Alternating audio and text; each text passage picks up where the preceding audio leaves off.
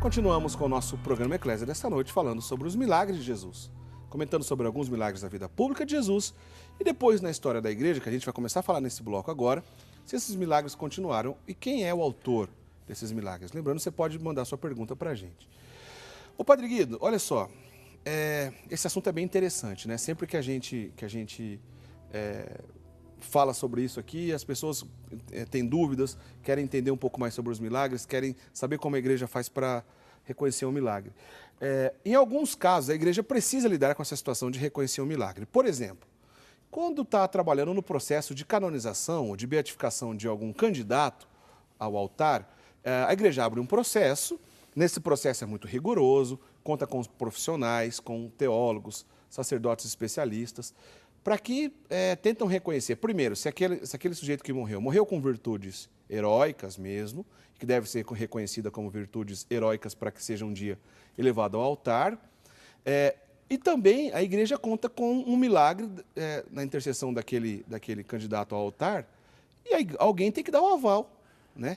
Alguém tem que dar o aval. Aliás, é a pergunta, já emendando aqui, do nosso telespectador, o Danilo Gomes de Oliveira, que mandou via WhatsApp. Ele é da cidade de Presidente Dutra. Como os milagres são reconhecidos pela igreja? O Padre Guido, nesse processo que eu estou falando aqui sobre a canonização, o Padre Guido já trabalhou em 5 desses processos, né, Padre Guido?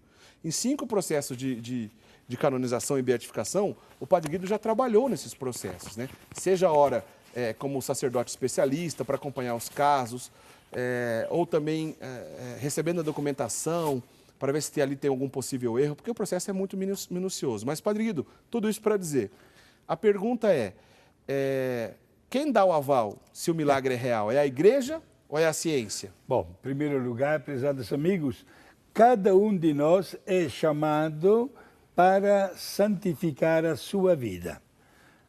A igreja, quando declara santa uma pessoa, chega ao término de um longo processo, certo?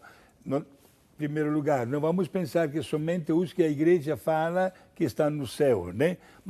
Mas alguns que merecem um destaque, tantas vezes são fundadores de congregações ou pessoas que se destacaram pelo estilo da sua vida, né? Certo. A igreja analisa as virtudes que devem resultar como praticadas não de uma maneira normal, mas num grau chamado heróico. Certo.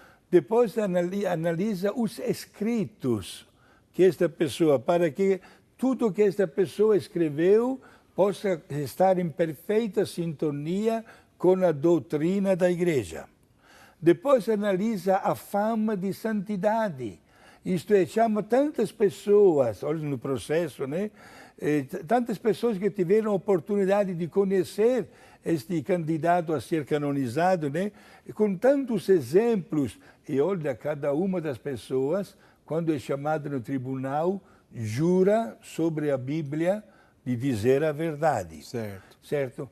O dossiê que se forma, depois se trata, por exemplo, de analisar uma cura que aconteceu, aí tem outro processo específico. Certo. Quando são analisadas a fama de santidade, os escritos e as virtudes em grau heróico, e se recebe, digamos assim, a sentença da igreja, aquela pessoa é chamada de venerável. Certo.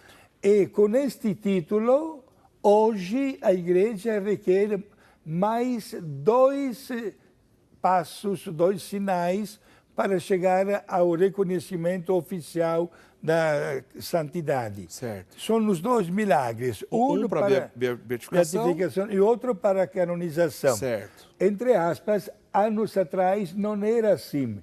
Eram necessários 3 milagres para a beatificação e 3 para a canonização. Certo. Depois a igreja reduziu a 2 e hoje somente 1. E há também um processo, é bom que os nossos amigos saibam, há um processo no Vaticano para deixar somente um milagre. E terminar a beatificação. Só um detalhe aqui, desculpa interromper o senhor, Padre Guido, mas a vontade do Papa também pode abrir exceções em alguns casos disso. Por exemplo, vamos dar um exemplo clássico e bem próximo aqui ao nosso período. O Papa Francisco canonizou então Beato Anchieta, hoje São José de Anchieta, sem o processo de reconhecimento do segundo milagre. Sim. Ele era beato, tinha um processo reconhecido e já era beatificado, e o Papa Francisco resolveu canonizar o Beato Anchieta sem esse segundo milagre. O Papa pode abrir essa exceção, né, Padre Guido? O Papa tem este poder, inclusive até o saudoso, grande e santo Papa João Paulo II canonizou o Padre Maximiliano Kolbe, mártir, sem milagre nem da beatificação e nem da canonização. Ah, que foi aquele franciscano que doou a vida no campo nazista de Auschwitz, né? Exato. E aqui no Brasil também, no ano 2007, quando nós tivemos a belíssima visita de Papa Bento XVI, certo? O Papa beatificou, sem o milagre, a menina Albertina Beckenbrock, que também morreu mártir da pureza. Por quê? Porque quando é comprovado o martírio, digamos assim, toda esta sequência de exame, de estudo nos escritos, na vida apostólica, nas virtudes, tudo passa em segundo lugar. A pessoa vai para frente, digamos assim. Ok, mas num processo comum, como o senhor estava explicando, vai chegar um determinado momento que um milagre que é atribuído pela intercessão daquele candidato a santo, ele vai ser investigado por alguém. Sim. E aí eu vou repetir minha pergunta e já fazer uma outra. Quem dá esse aval, a igreja ou a ciência? E a segunda pergunta, quem é o autor real desse milagre? Muito bem. Vou deixar bem claro, não, porque eu já trabalhei em 5 casos de processo de milagre. Né? Trabalhei uma vez como advogado de acusação, digamos assim, né, o termo prático, vulgarmente falando, advogado do diabo. Que né? é aquela pessoa que fica ali para achar um possível problema, um possível deslize, Padre Guido? Não, é promotor de justiça o termo. Ah, esse é o que faz isso, Sim. Tá. Não é a finalidade de encontrar, digamos assim, dificuldades, não. O trabalho do promotor de justiça é fazer com que no processo não haja nenhuma contradição. Entendi. Por exemplo, se você for uma testemunha que está dando um depoimento e eu sou o presidente do tribunal, eu pergunto, Eric, qual é a sua data de nascimento? E você dá uma resposta e o secretário escreve. Daqui a 10 minutos eu pergunto de novo, quando é que você nasceu? E você dá uma data diferente. Aí o promotor de justiça pede a palavra. Opa, tem um erro aí. Aqui tem uma coisa que não pode. Certo. Isto é, parece que seja aquele que vai contra. Eu vou dizer a verdade, meus irmãos, fui promotor de justiça no caso de um milagre acontecido em Criciúma, atribuído à fundadora das Irmãs Escolares de Nossa Senhora Madre Teresa de Jesus Gerardinger, uma alemã. E o milagre acabou sendo aprovado e aquela religiosa se tornou beata. Né? Legal. E, portanto, são 2 comissões que trabalham, a comissão da medicina e a comissão da fé. A comissão da medicina deve chegar a dizer que aquele caso, aquela cura, não tem uma explicação médica. Ao passo que a comissão da fé deve chegar a afirmar que a invocação para aquele candidato a ser beato ou santo resulta específica. Isto é, muitas pessoas, ou até poucas pessoas, ou usar uma relíquia, alguma coisa específica daquele candidato. Certo. Uma vez que se comprovam estas 2, digamos assim, passagens importantíssimas no processo, eis que o Vaticano assina, digamos assim, um decreto e já marca, inclusive, a data da beatificação e da canonização. Quer dizer, a ciência tem que estar presente ali, geralmente Sempre. um médico, né? E não necessariamente esses cientistas que trabalham, por exemplo, um médico, precisa ser católico, Padre Guido, para trabalhar nesse processo? Absolutamente. Precisa ser ótimos profissionais, digamos assim. Da área né? dele. Na área deles. Inclusive, eu lembro sempre, num processo no qual eu trabalhei, que havia um médico, se tratava de uma cura de câncer, que estava plenamente convencido da grande força do sistema imunológico do corpo. Ele afirmava a sua teoria nestes termos: se você come algo de estragado, você vomita. O teu corpo não aceita. A mesma coisa, até um tumor é algo de estranho dentro da beleza de uma ordem, de um equilíbrio, e, portanto, as forças imunológicas do corpo podem acabar com aquele problema. Ou seja, o profissional da área está tentando ver pela ótica da ciência dele, para que se chegue em determinado momento, a ciência termina as respostas que ela tem e fala, olha, não tenho mais como comprovar a partir daqui, portanto, provavelmente se trata de um milagre. Ô, Padre Guido, então, completando aqui o nosso raciocínio, os milagres que acontecem pela intercessão, Santo Antônio de Pádua, Santa Rita de Cássia, Santo Padre Pio de Petreucina, ou mesmo os milagres sobre a intercessão de Nossa Senhora, que são muitos e muitos e muitos espalhados pelo mundo todo. Todos esses milagres, Padre Guido, quem é o autor? O autor é Deus. Só Deus pode fazer milagres através da intercessão dos santos. Agora, os santos e as santas, aqui na Terra, várias vezes, podem também receber da parte de Deus o poder, este dom de fazer milagres. Santo Antônio, que você citou muito bem, é chamado inclusive de taumaturgo, uma palavra que nós não usamos muito em português, né? Vem da palavra grega, tauma, que significa milagreiro, em poucas palavras. Alguém que presenciou milagres, né, Padre Guido? Sim, que teve este poder de fazer tantos e tantos milagres em benefício de tantas pessoas, né? Não somente curando doentes, ressuscitando mortos, mas sobretudo operando até conversões de tanta gente, expulsando até demônios, e pessoas que se destacaram porque sabiam conjugar muito bem esta qualidade que Deus lhe tinha dado com uma vida de profunda humildade. Pessoas que viviam no total sacrifício, não queriam absolutamente que se falasse deles. E conseguiram, meus amigos, fazer com que a fé na doutrina de Cristo, a fé no catecismo, na teologia, encontrassem, graças também a estes dons específicos, entre aspas, você citou Santo Antônio, dizem que sabia toda a Bíblia inteira de cor. Olha só. Era apelidado de Arca da Aliança. Ô, Padre Guido, é interessante porque, então, na vida desses santos, desses taumaturgos, como o senhor disse, que é o caso de Santo Antônio de Pádua, que é o caso de São Francisco Xavier, aquele jesuíta, cofundador da Ordem dos Jesuítas, ao lado de Santo Inácio de Loyola, que também teve muitos e muitos milagres catalogados, como o Padre Pio de Petreucina, que morreu aqui pertinho da nossa geração, em 1968, o Padre Pio morreu, que foi um grande taumaturgo.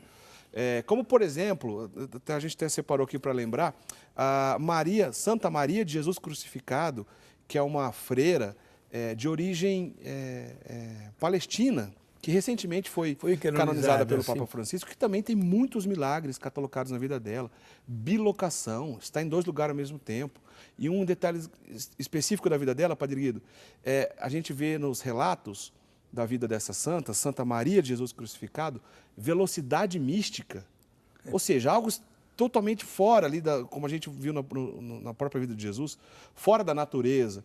Ou seja, todas as pessoas, Padre Guido, todos esses taumaturgos, comprovam aquilo que Jesus disse, que se a gente acreditasse naquilo que ele nos ensinou, faríamos coisa até maior que ele. É como se nesses milagres, a gente pode dizer assim, que é como se a gente encontrasse ali o carimbo divino de que a ação de Deus está agindo sobre a vida daquela pessoa, Padre Guido? Sim, naturalmente Deus se serve da humildade e da simplicidade daquelas pessoas para mostrar o seu grande poder. Você está falando de bilocação. Gente, no caso de Padre Pio, se fala e se confirma o fenômeno, parece quase único no mundo, da quadrilocação. Isto é, ele esteve presente ao mesmo tempo em 4 lugares diferentes. E no caso de Padre Pio é interessante porque as pessoas que conviveram, que viram, testemunharam esses milagres, muitas dessas pessoas ainda estão vivas aqui no nosso meio, já que ele morreu em 1968, como eu disse há pouco. Então, quer dizer, Santo Antônio de Pádua, lá no século XIII, está longe da nossa geração. A gente tem que acreditar nos relatos de testemunhos e escritos daquela época. Agora, Padre Pio não, gente. Morreu em 68, as pessoas viram isso, estão vivas para contar. Aliás, Padre Guido, a gente disse de ressurreição de mortos. A gente falou agora há pouco, Jesus, a gente tem no Novo Testamento 3 mortos que ele ressuscitou, Padre Guido, tem alguém? Vamos lembrar aqui, teve a filha de Jairo, que a gente falou. Sim. Lázaro. O filho da viúva de Naim. Tem mais alguém citado, o senhor lembra, de ressurreição de mortos? Eu estou me lembrando desses 3. Agora, tem evangelhos apócrifos que falam de vários outros mortos. Bom, mas de qualquer maneira, os evangelhos oficiais narram pelo menos 3. Agora, só para dar um exemplo, São Vicente Ferrer, que é um santo dominicano, né? São Vicente Ferrer, um santo dominicano, há relatos de mais de 20 casos de ressurreição, através da presença desse santo e do contato desse santo. Mais de 20 casos de ressurreição. Eu sempre brinco, São Vicente Ferrer era o terror da funerária. Fechou 3 funerárias lá na região dele. Os coveiros deviam odiar ele, porque mais de 20 ressurreições, ou seja, prova aquilo que a gente está dizendo, milagres até maiores e em mais quantidade do que o próprio Jesus fez, né, Padre Guido? Exato. E nós notamos, meus irmãos, que esse tipo de milagre, por exemplo, no caso de Padre Pio, deu uma dor de cabeça ao tribunal da igreja que analisou o milagre. Não sabiam qual de tantos milagres escolher para... Tinha tanto para comprovar que era difícil até escolher. Sim, foi uma dificuldade única. Agora, meus irmãos, não vamos colocar limites para Deus, né? Porque Ele continua servindo-se de pessoas humildes para mostrar quem Ele, na verdade, é. Ô, Padre Guido, e quando a gente lembra grandes milagres na história da igreja, como a gente está lembrando alguns desses, ou como alguns grandes milagres narrados pelo próprio Evangelho, na presença do próprio autor de todos esses milagres, que é o próprio Cristo, ou a gente comentava agora há pouco, antes do programa, né, Padre Guido, alguns casos em que um beato da igreja, por exemplo, teve as mãos decepadas, cortaram as mãos deles, e de repente as mãos reaparecem, né? É algo assim que humilha a nossa inteligência, é algo extremamente gigantesco, enorme, né, Padre Guido? Sim. Ou, por exemplo, lá em Lourdes, Padre Guido, quantos milagres a igreja reconhece lá em Lourdes? Atualmente são 68 milagres reconhecidos pelo Vaticano e que aconteceram lá em Lourdes, com um pormenor, minha gente. Voltamos ao tema da fé. Em Lourdes, famoso no mundo inteiro porque Nossa Senhora apareceu 18 vezes. No dia de hoje, todos os dias, se celebram 2 procissões com a bênção do Santíssimo. Certo. Ed é exatamente o momento da bênção do Santíssimo quando se realizam a maioria dos milagres. Ou seja, o autor é o próprio Cristo. É o mesmo, é exatamente Jesus. Na hora que ele passa perto dos doentes, meus amigos, aí que acontece gente que recupera a saúde, pecadores endurecidos no erro, que procuram um padre para confessar-se, outro tipo de milagre também espiritual. É verdade, né? Tão importante quanto qualquer um que a gente disse aqui. Sim, exato. E, portanto, vocês podem notar a ligação profunda que existe entre a fé e o milagre. Jesus quer ver e experimentar a nossa fé.